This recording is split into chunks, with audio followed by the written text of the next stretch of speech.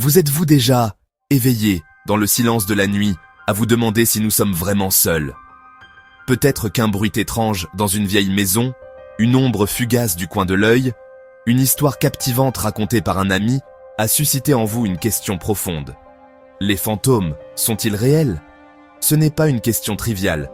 Elle touche à nos plus profondes curiosités concernant la vie, la mort et ce qui se trouve au-delà du voile de notre monde visible. De nombreux films, livres, émissions de télévision nous présentent des possibilités fascinantes et souvent terrifiantes. C'est une question qui est posée depuis des siècles, dans toutes les cultures, et elle mérite une exploration réfléchie et délicate.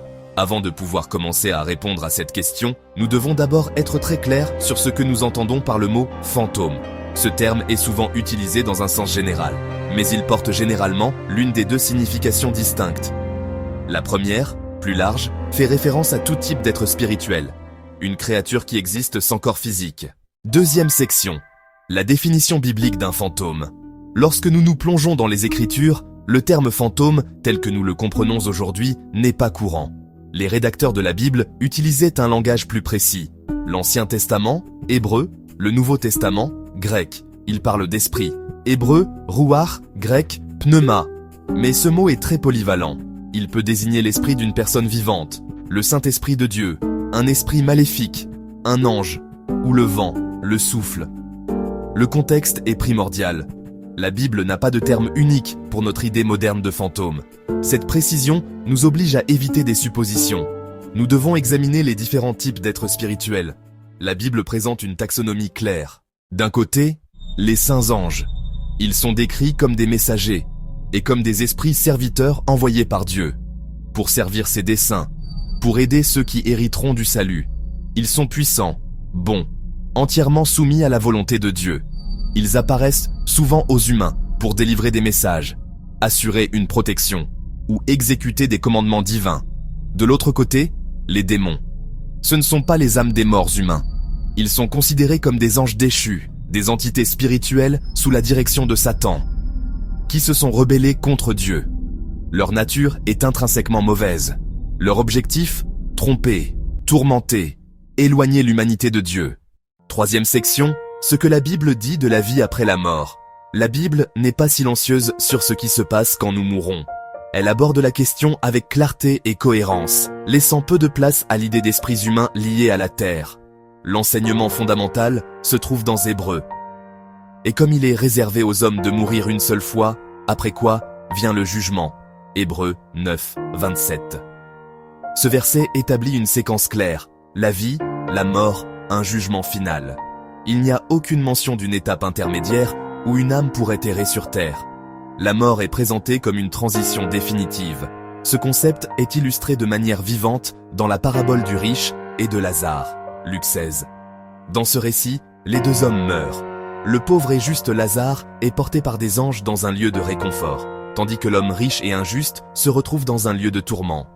Il est crucial de noter qu'un grand abîme a été fixé entre ces deux destinations, rendant impossible à quiconque de passer d'un côté à l'autre. Section 4. La demeure éternelle des croyants.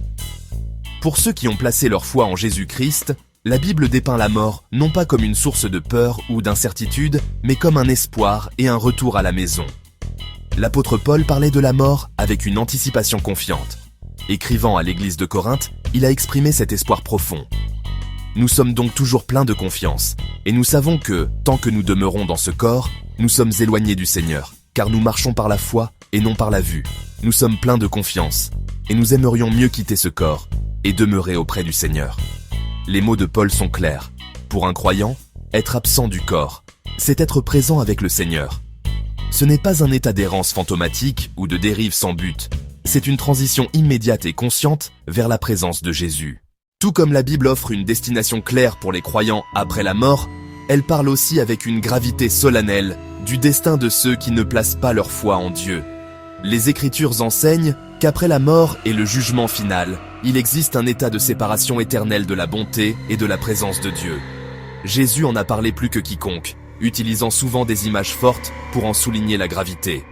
Dans l'évangile de Matthieu, il décrit le jugement final, où le roi dira à ceux qui sont à sa gauche « Retirez-vous de moi, maudits, allez dans le feu éternel qui a été préparé pour le diable et pour ses anges. » Matthieu 25, 41.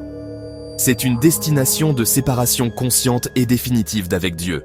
Cet état est souvent appelé l'enfer, et il est crucial de comprendre que la description biblique n'est pas celle d'une existence fantomatique sur terre. C'est un lieu ou un état d'être spécifique, séparé de notre monde et séparé du royaume céleste de Dieu. Étant donné que la Bible enseigne que les esprits humains ne restent pas sur terre et que les démons sont des maîtres de la tromperie, nous arrivons à une explication logique et bibliquement cohérente des prétendues apparitions de fantômes. Si un esprit maléfique peut se déguiser en ange de lumière, il peut se déguiser en quelque chose de bien moins grandiose. Il pourrait imiter de manière convaincante l'esprit d'un être cher décédé. Imaginez une personne en deuil, désespérée d'avoir un dernier mot avec un conjoint, avec un parent. Un esprit trompeur pourrait exploiter cette vulnérabilité en se manifestant sous une forme familière, en partageant un souvenir privé, en offrant des mots de réconfort pour plonger cette personne dans la confusion spirituelle et l'éloigner de Dieu. La Bible fournit un exemple clair dans l'Ancien Testament. 1 Samuel 28. Saül, désespéré et abandonné par Dieu, consulte une médium. Il lui demande d'invoquer l'esprit du prophète Samuel décédé. Parce que le royaume spirituel est peuplé d'êtres trompeurs, la Bible met en garde sans équivoque contre toute tentative de contacter les morts. Ce n'est pas une curiosité inoffensive, mais une offense spirituelle grave. Dans Deutéronome, Dieu donne une interdiction sévère. Pratique la divination, prédit l'avenir, interprète les présages, sorcier, enchanteur, médium, nécromancien, quelqu'un qui interroge les morts, car ces choses sont une abomination pour l'Éternel. Le langage est fort, ces pratiques sont détestables. Pourquoi ? Parce qu'elles ouvrent une porte à la tromperie. Consulte un médium, participe à une séance, utilise une planche Ouija. Cela exprime le désir de communiquer en dehors des canaux sûrs fournis par Dieu. En conclusion, lorsque nous posons la question « Les fantômes sont-ils réels ?», la réponse biblique nous demande d'être précis. Si par fantôme, nous entendons des êtres spirituels puissants et non physiques qui peuvent interagir avec notre monde, alors la réponse est un oui clair. La Bible affirme la réalité des saints anges. La Bible affirme la réalité des démons trompeurs. Cependant, si par fantôme nous entendons les âmes désincarnées d'êtres humains morts qui errent sur la terre, la réponse biblique est un non ferme et réconfortant. À la mort, l'âme humaine ne reste pas dans un état de limbe, elle va à sa destination éternelle. Être avec le Seigneur, pour les croyants, ou faire face au jugement, pour les non-croyants. Ne vous tournez pas vers les chasseurs de fantômes, ni vers les médiums pour des réponses. Tournez-vous vers la prière, l'étude des Écritures et la guidance de Dieu.